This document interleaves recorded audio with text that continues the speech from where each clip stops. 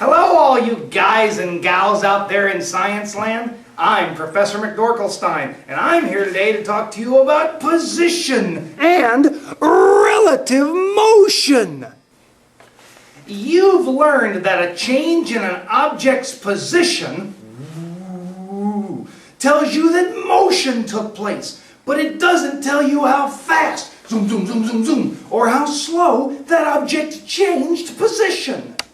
When we're talking about relative motion, you will find that how you see motion changes because of your position. Now, we're going to do a little demonstration, but I'm gonna need your teacher's help.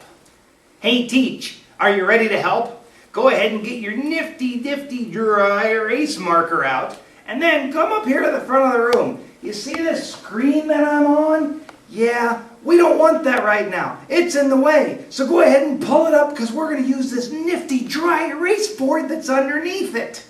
Before I begin, I'm going to put on this very specially designed relative motion helmet. Alright, let me put this on. This helmet is designed specifically so that you can see everything that I see from my point of view.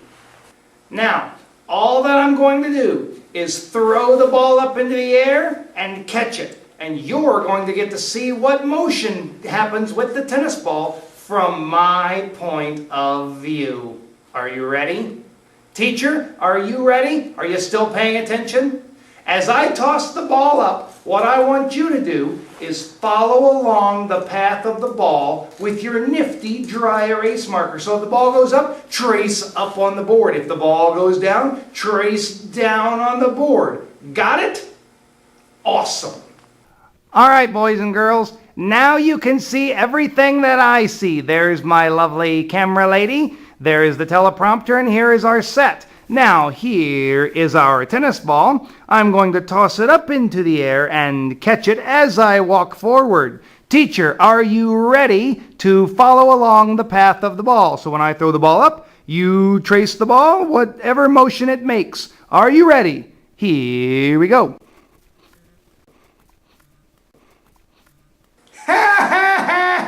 I went too fast for you, didn't I? Teacher couldn't follow along. A little slow there. Okay, I'm going to slow it down. I'm actually going to go back to the point of view. I'm going to put it in slow motion so that the teacher can follow along.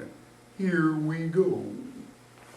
So I'm going to walk forward by throwing the tennis ball up in the air and catching it. And I want you to follow the motion with it. Teacher, are you ready to follow it? You're going to, when it goes up, trace it up. When it comes down, trace it down. Here we go.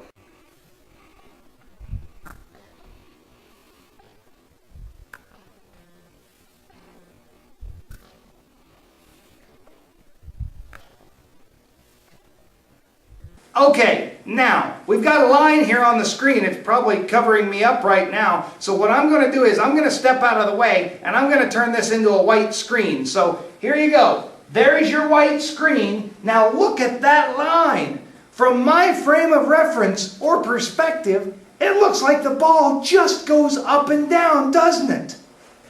Do you think the ball just went up and down? Or do you think that was the relative motion because of my point of view or my perspective?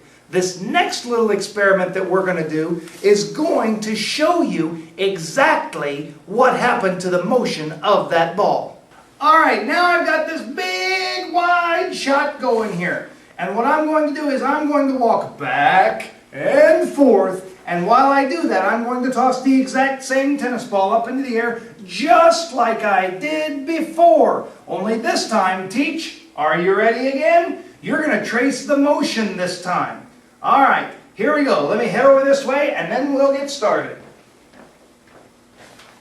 All right, Teach, are you ready? Here we go. No tricks this time. I'm just going to toss the ball up into the air. You follow it with the marker and then we'll go down the line. Here we go. All righty.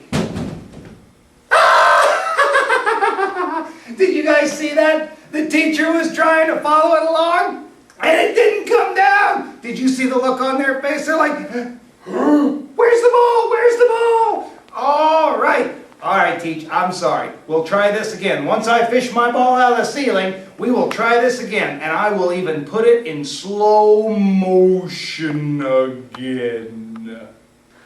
All right, here we go. No tricks, I promise. For real this time. Throwing the ball up, catching it as I walk.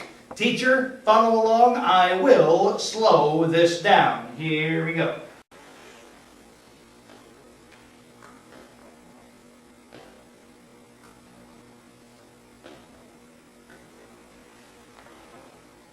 All right, now, since I changed your frame of reference from my point of view with the relative motion helmet to the tripod across the room, do you think the motion changed? Let's take a look again. Here's our big white screen.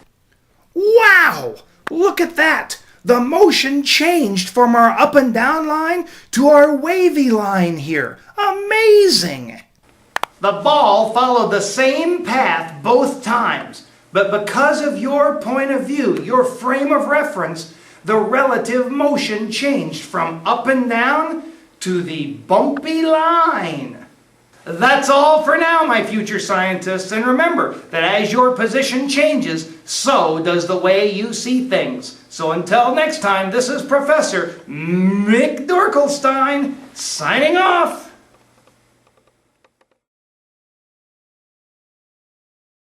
About relative motion and... oh, I forgot it. Darn it. Wait, what we need is that dry erase smart boy. In here. Here we go. Oh, darn it. It's not like I'm not putting bloopers at the end. Because kids love bloopers.